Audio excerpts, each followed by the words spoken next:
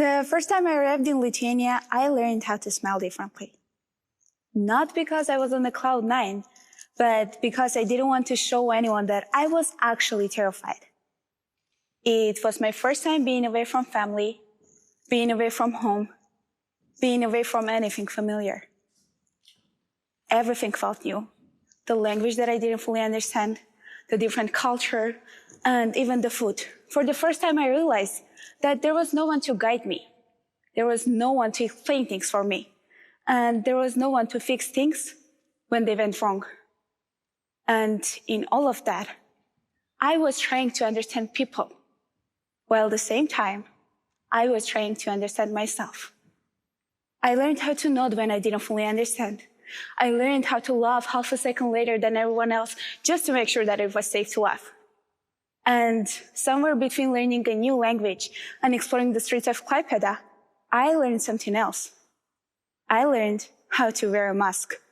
And the strange part is, no one really asked me to do that. When we move to a new country, people always tell us that we are brave, independent, adventurous. Some people say that it's exciting and life-changing. Some even say that it's crazy.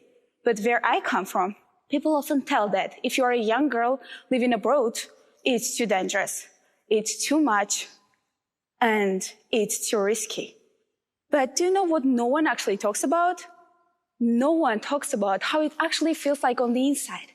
And no one prepares us for the changes that start from the very second that we arrive. I still remember my first night on campus.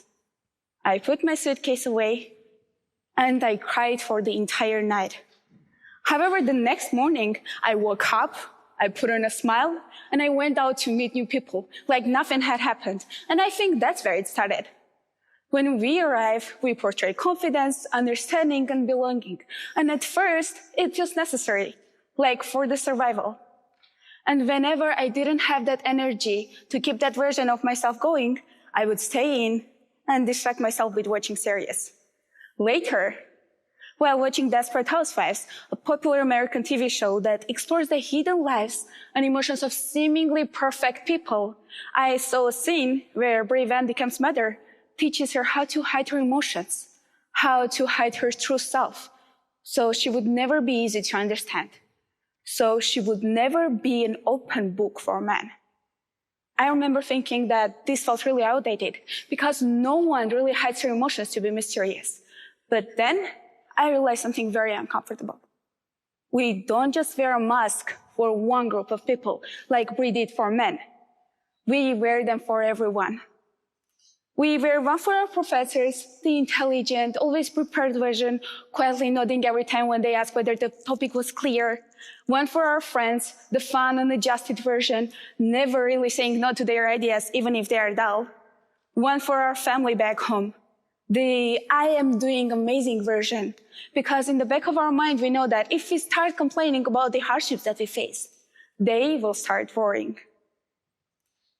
And finally, we wear masks on social media, the filtered, thriving, and always perfect version. The mask is not just about hiding weaknesses. It's about controlling the ways how others perceive us, especially in a foreign land. Because when you already feel different accent, different culture, different habits, the last thing you want is to feel exposed. So you start being strategic. You pay more attention to details.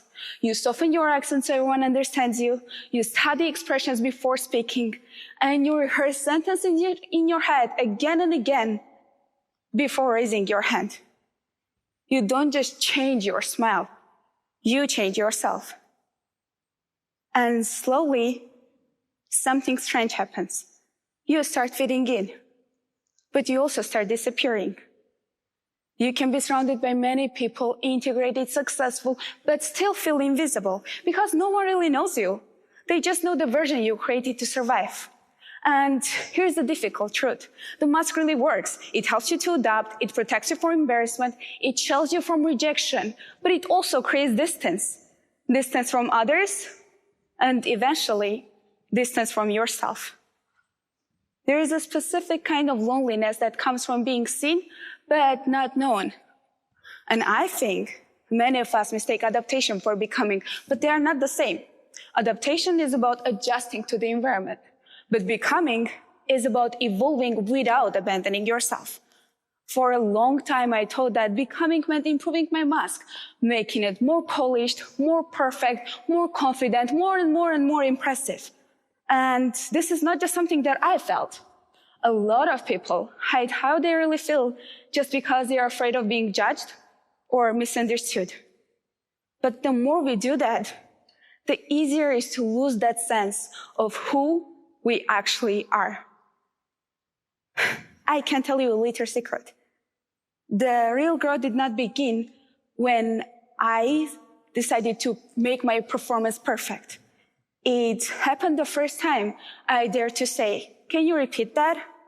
And instead of judgment, someone smiled at me, explained it again patiently and slowly until I truly understood it. It happened the first time I admitted that I don't understand. And instead of that awkward silence, someone in the room said, "Don't worry, girl, I didn't get it either." It happened the first time I allowed myself to be awkward, unsure, and just to be a human. And instead of rejection, people laughed with me, not at me. And that's when I realized that I was not alone. When a classmate of mine once said, "Thank you for asking that question. I didn't get the topic either, but I was so afraid to ask." When a friend of mine admitted that she had that same silly habit that I thought I had to hide. For the first time, it felt real. And in those small, honest moments, something real replaced the performance.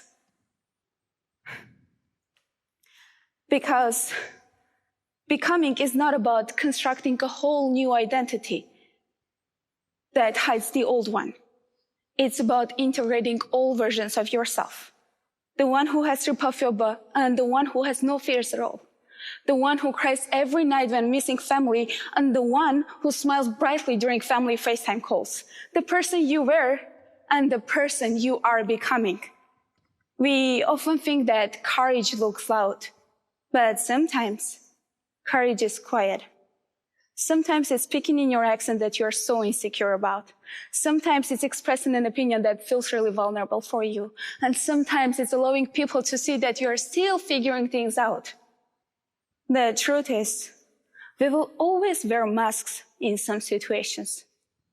That's part of being human. That's part of us. But the mask should not be permanent. Because becoming is not about adding layers until you are untouchable, spotless, and perfect. It's about slowly removing the mask that no longer serves you. Because the mask is not a tattoo. It's like a makeup. You should remove it at the end of the day. When I first arrived in Lithuania, I thought that I needed to become someone else to belong. Now, I understand something very different. Belonging doesn't come from being unreadable. It comes from being real enough to be understood. And maybe the greatest transformation does not happen when we master our performance, but when we decide that we no longer need it. Thank you.